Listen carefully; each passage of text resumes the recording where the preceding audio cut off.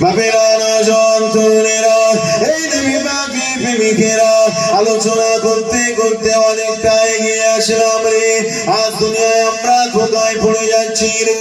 এই নজানেরা আমার নবী পাকের প্রেমিকেরা ওই কবরে যাওয়ার আগে একবার মরণের আগে একবার নিজেকে মরতে হবে।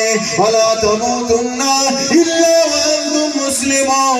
এই দুনিয়ার মানুষেরা তোমরা যতক্ষণ পর্যন্ত কামিল মুসলমান না হবে ততক্ষণ তোমরা মৃত্যুবরণ করো না। কারণ বাবা কামিল মুসলমান হবার আগে যদি আপনি মৃত্যুবরণ করে কবরের ভিতরে আপনি ছাড় পাবেন না, কবরের ভিতরে আপনি রেহাই পাবেন না রে। বাপেরা তরুণেরা ইসলামের কিছু জিনিস মানবো আর ইসলামের কিছু জিনিস মানবো না এমনটা নাই রে বাবা।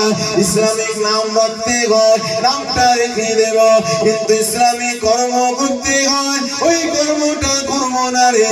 কাজ করতে হয় পরিশ্রম করতে হয় করব, কিন্তু হালাল হারাম বাছাই করে যে পরিশ্রম করতে হয় ওটা আমি খেয়াল রাখবো না রে।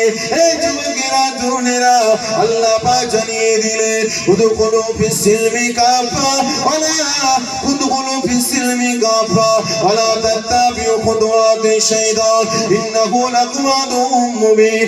এই দুনিয়ার মানুষেরা তোরা পরিপূর্ণভাবে ইসলামের ভিতরে তোরা দাখিল হয়ে যায় রে। ওয়ালা তাত্তাবিউ খুতুওয়াতি শাইতান ইন্নাহু লাকুম আদুউম মুবিন। তোরা শয়তানের অনুসরণ করিস না রে। শয়তানের চলে পড়ে নামাজ ছাড়িস না, শয়তানের চলে পড়ে লটারি কাটিস না, শয়তানের চলে পড়ে এমন করে তোরা জুয়া খেলিস না, শয়তানের চলে পড়ে তোরা মেলা ঘাটি ঘুরে কুন্ঠিত গাড়ি মারিস না রে।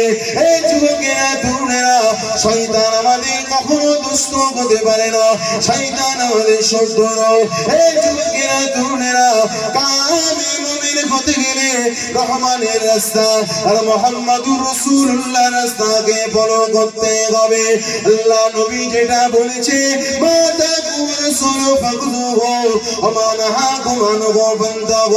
আমার নবী যেটা ধরতে বলেছে, আমার নবী যেটা ছাড়তে বলেছে ওই রকম ভাবে যদি আপনি চলে এই যুবকেরা তরুণেরা কবরের ভিতরে যাবার পরে কবরটা আপনার জন্য বেহেশতের বাগান হয়ে যাবে। আর একটু জোরে হবে না সুবহানাল্লাহ? সুবহানাল্লাহ তো সবার মুখে জোরে বেরোয় না।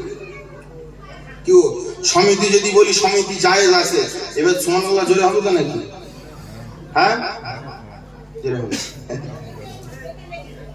যদি বলি মানে শরীয়তের মশলা যদি একটু ঘুরিয়ে যে কোনো একটু গায়ে লাগছে না, যদি একটু ঘুরিয়ে দিই মোটামুটি সুবহানাল্লাহ মনে হচ্ছে একটু জোরে হবে, তাই না? হ্যাঁ এই পর্দা আমাদের সমাজ থেকে উঠে গিয়েছে কি যাই না? হ্যাঁ পর্দা।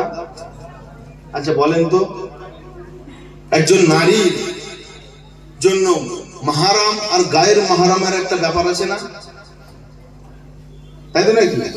মাহারাম পুরুষ, গায়ের মাহারাম পুরুষ, দুটো ব্যাপার রয়েছে। মানে যাদের সঙ্গে কিছু মানে সম্পর্ক রয়েছে, কিছু ছেলে রয়েছে যাদের সঙ্গে একজন নারীর বিবাহ করা হারাম, এদেরকে কি বলে? হ্যাঁ ওয়াজ ভালো করে শুনতে হবে, বুঝলেন? আর যদি ভালো করে যদি না শোনে, তোমার স্ত্রী রাস্তা দিয়ে হাঁটবে, তোমার স্ত্রী পোশাকের কারণে রাস্তার অন্য ছেলেরা তারা চোখের জেনা করবে, অন্তরের জেনা করবে, খারাপ পরিকল্পনা করবে, ঠিক না বে ঠিক? আর যদি কারো গা জ্বলে যায় চলে যাক, কিছু করার না। মাহারাম আর গায়ের মাহারাম শরীয়তের বিধান আছে না নাই কুরআন শরীফে?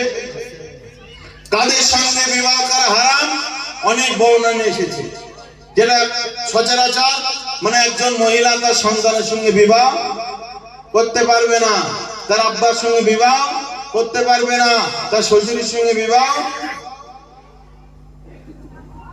করতে পারবে না, এবং শ্বশুর যত ভাই রয়েছে তাদের সঙ্গে বিবাহ করতে পারবে না। এমন করে যদি দুধের শিশু মানে দুধ পান করিয়েছে এমন সন্তান যদি থাকে তার সঙ্গে বিবাহ করতে পারবে না। এই রকম যাদের সঙ্গে বিবাহ করা হারাম এরা হলো মাহরাম পুরুষ, ঠিক আছে। আর যাদের সঙ্গে বিবাহ করা জায়েজ, যেমন খালাতো ভাই, মামাতো ভাই, ফুফুতো ভাই, চাচাতো ভাই, রাস্তার ধারে পাতানো ভাই, বুঝে আসছে কথা? এদের সঙ্গে বিবাহ করা জায়েজ। এরা হলো গায়ের মাহরাম, মানে এরা হারাম নয়। ওই নারী যদি বিবাহ হয়ে যায়, ওই নারী যদি বিবাহ হয়ে যায় আর ও যদি ডিভোর্স দেয়, মোটামুটি এরা বিবাহ করতে পারবে। আর সর্বহালতে এদের সঙ্গে পর্দা মেনটেন করে চলতে হবে। কিন্তু যারা মাহরাম তাদের সঙ্গে পর্দা যতটা লিমিট করে দিয়েছে, একজন মহিলা একজন মেয়ের জন্য তার বাপের সামনে যেতে পারবে, একজন বউ তার শ্বশুরের সামনে যেতে পারবে, একজন বউ তার মানে দুধ পান করানো মানে সন্তানের সামনে যেতে পারবে। তার জন্য শর্ত হলো সে গলা থেকে যেন হাঁটুর নিচ পর্যন্ত যেন সে ঢেকে রাখে সর্ব অবস্থায়। জোরে বলুন সুবহানাল্লাহ। ফতোয়া মশলা জেনে রাখা দরকার, বুঝলে? এইখান থেকে হাঁটুর নিচ পর্যন্ত একজন মহিলা ঢেকে রাখা সর্বহালাতে ফরজ। কাদের সামনে? যারা মাহরাম পুরুষ তাদের সামনে ঢেকে রাখা ফরজ।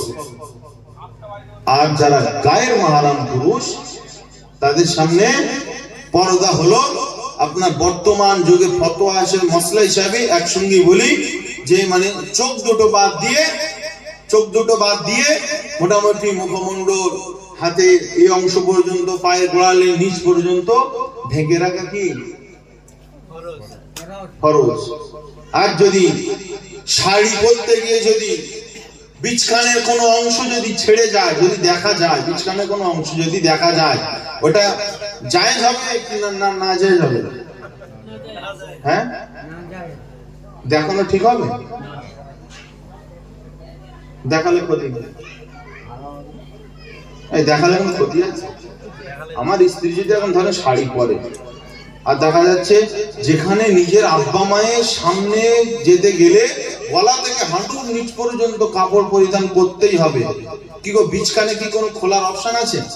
আর সেখানে রাস্তা দিয়ে আপনি বিয়ে শাদিতে যাচ্ছেন, এখানে ওখানে যাচ্ছেন, যদি শরীরের অংশ দেখা যায়, এটা খারাপ, এটা দেখতে খারাপ, জঘন্য না ভালো বলেন? এটা একটা জঘন্য। আমাদের সমাজ হচ্ছে কি হয় না? দায়ী হতে হবে। বিয়ে করেছে স্ত্রী আলহামদুলিল্লাহ ঠিকই আছে, কিন্তু স্ত্রীকে সেই রাস্তায় যদি তুমি পরিচালিত না করতে পারো, আল্লাহর কাঠগড়ায়